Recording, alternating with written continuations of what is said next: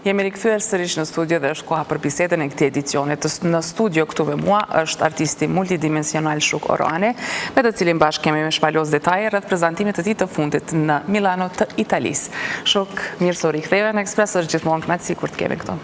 Përshëndetje Dona, faleminderit shumë për ftesën.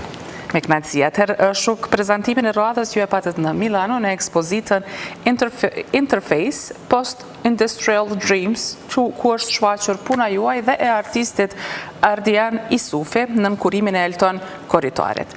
Fillimisht, përpara se të hyjmë në detaje për punën e gjithçka tjetër, na trego si erdhi te kjo ekspozitë, të është bërë ftesë apo si?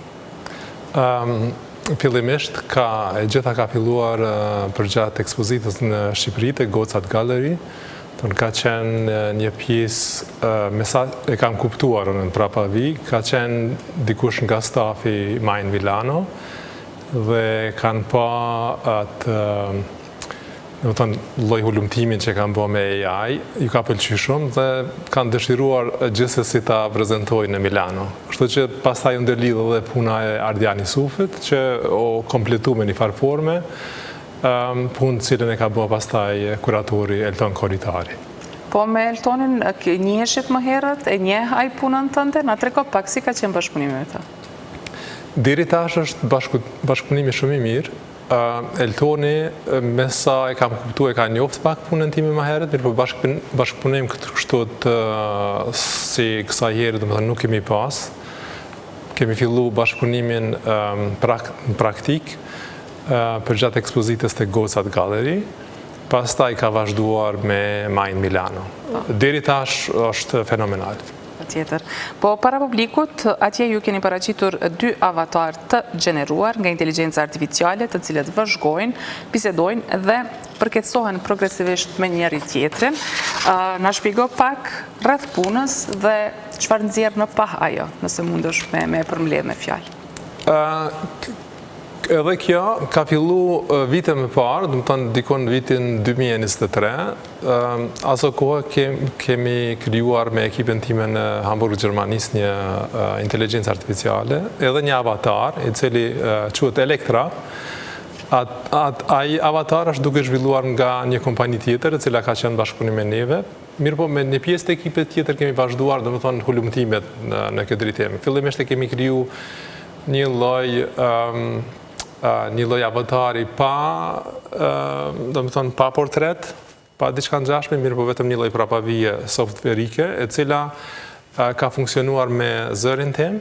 Thonë ke pas mundësinë përmes një QR kod të hysh në diskutim, të bashkëbisedosh me mua.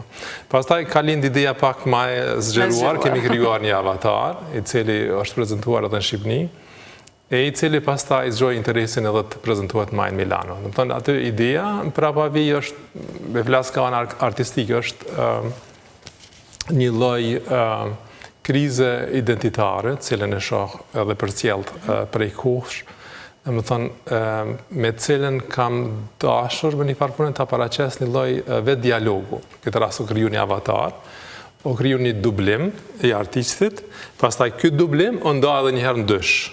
Më thonë, këta 2 lloj dublime, dhe më thonë, diskutojnë dhe pretendojnë që janë unë. Që mund të shumë i përcjell, dhe më thonë, nga ana. Tjetër. Po, shumë interesante kjo puna jote, po më intereson të di tashmë që po e sheh që edhe reagimet e publikut po janë të favërshme sa i përket, pra kanë interesim të shohin këtë lloj arte, sidomos ku në fokus vihet inteligjenca artificiale, teknologjia, gjithçka tjetër. Ka fillu me të ardhi ide të reja me realizu punë të tilla në të ardhmen?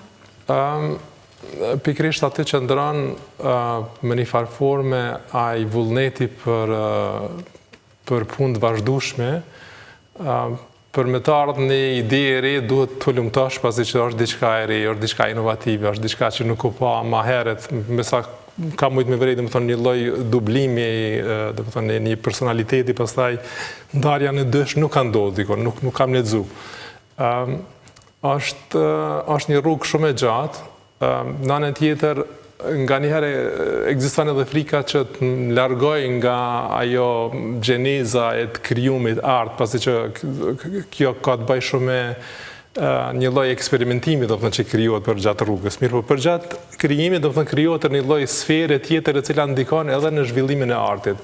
Nuk e di, ndoshta kam përmend edhe më përpara, mirë po unë punoj, hulumtoj me inteligjencë artificiale, mirë po nuk kam lejuar ende asnjëherë që inteligjenca artificiale të krijojë diçka për mua. Patjetër.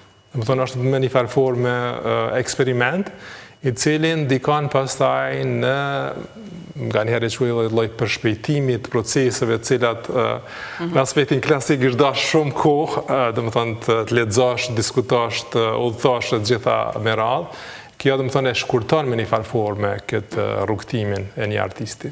Po pse është e rëndësishme, kaq e rëndësishme për ty që të eksplorosh në këtë formë me artin tënd?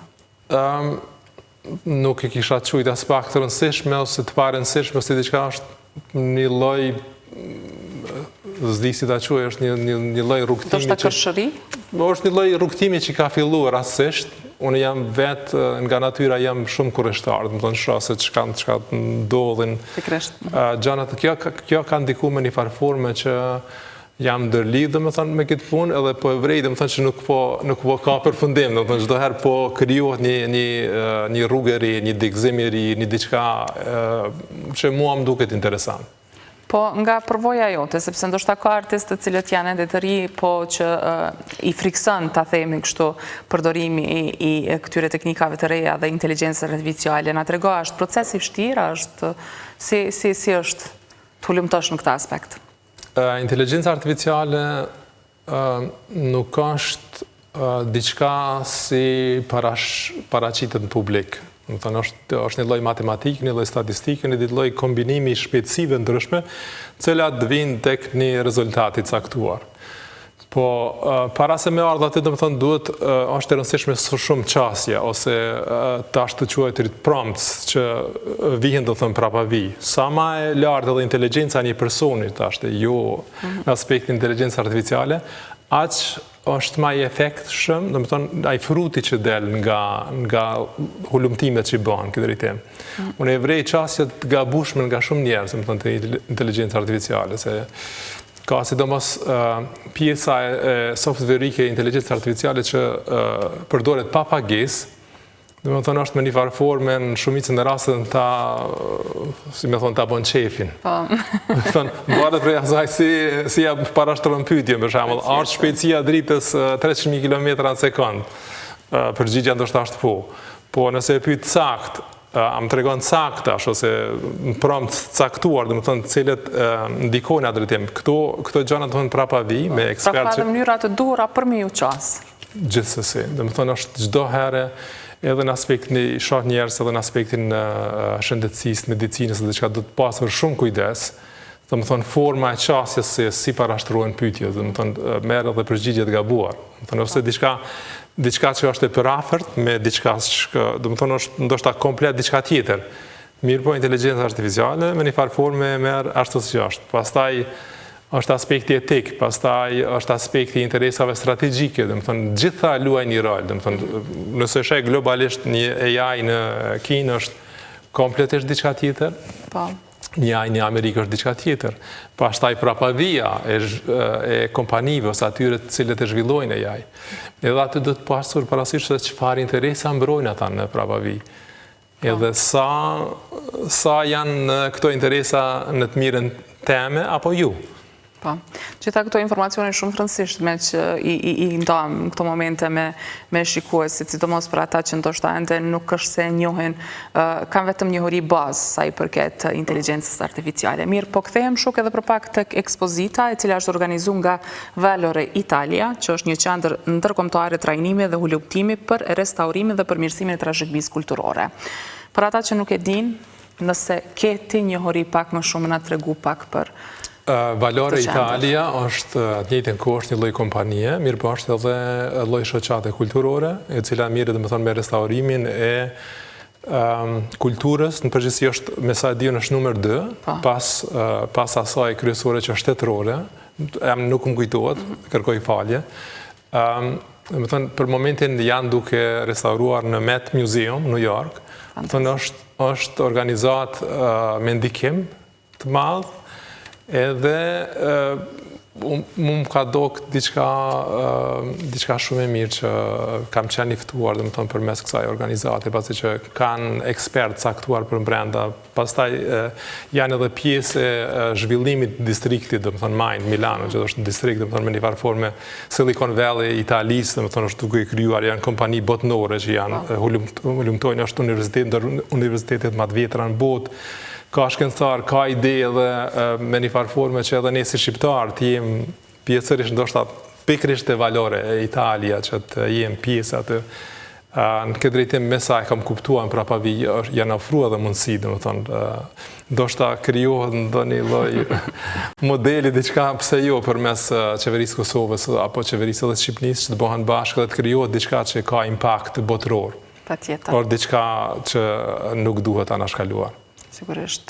Po, si është pritë ekspozita? Do shta ke mbrime e marrë do një vlerësim apo komentra? Këtë kemi çdo herë. Është e rëndësishme për ne ta dimë se si po pritet puna e dy artistëve shqiptar në një ngjarje të këtillë. është pak e vështirë. Interesimi gazetarëve ka qenë bukurësi i madh, me sa ka mujt me numëru aty kanë qenë dikon 12 gazetarë që kanë qenë prezent edhe në hapje, me një farë forme kanë hulumtu. Pikërisht atë ditë AI nuk donte edhe siç duhej domethënë të funksionante, kjo është ja të varë. Ka pas ndroj. Po, ka pas atë varë. Ekspozita është me sa e pash është prit mirë, ka pas njerëz si tash, ka pas hulumtues, ka pas gazetar, politikan, njerëz të zhanreve lamive të ndryshme. Prezentimi ka qenë fenomenal nga Valori Itali, dhe më thënë njerëz në gadër njëni prej aty në kolegë Salvatore ka qenë, dhe më thënë një bashkëbisedus fenomenal, si thojnë italianë, dhe më thënë ka qenë diçka shumë e mirë, që ka pas organizime tjera për rreth, dhe më thënë me tematika ndryshme, kultur, ka pas, dhe më thënë zhvillim, ka pas inovacion, gjitha që janë me ndikim për momentin në botë. Patjetër. Po, nëse mundesh më na tregu pak edhe çfarë ofron kjo ekspozita artit bashkëkor për vizitorët dhe çfarë synon ti me ofru përmes artit tënd te publiku italian në këtë rast. Në këtë drejtim nuk kam mendu. Mundem ndoshta mu përgjigj diçka është, si tash, është ajo këshëria që me një kohë caktuar zhvillohet, pastaj hasë në për gjatë një hulumtimit hasë në diçka të re, pastaj përmes saj hasë edhe në diçka tjetër të re, e kështu që vazhdon kjo lloj rrugtimi. Çka du të tregoj para publikut italian, ndoshta në një farë forme ta kuptojnë edhe neve pak më mirë, se hapa edhe tematikën aso kohë të çështjes të krizës identitetit, domethënë edhe në Itali, që hasë shumë në interesim, se çka është kjo krizë e identitetit, pasi që ata e kanë një perceptim komplet ndryshe për asaj. Ata këto lëvizjet që i bojnë, për shembull populli italian, i kanë bërë prej një vendin tjetër, i shohin ndoshta si një lloj, mund me ndiku një lloj krize, po edhe aty u futa në temë, thash tek ne është komplet diçka tjetër, ne jemi detyruar me dhunë, të largohemi nga një vend, të kalojmë në një vend tjetër, një kulturë tjetër, pastaj nuk e kemi pas mundësinë kthehemi aty ku kemi dalë.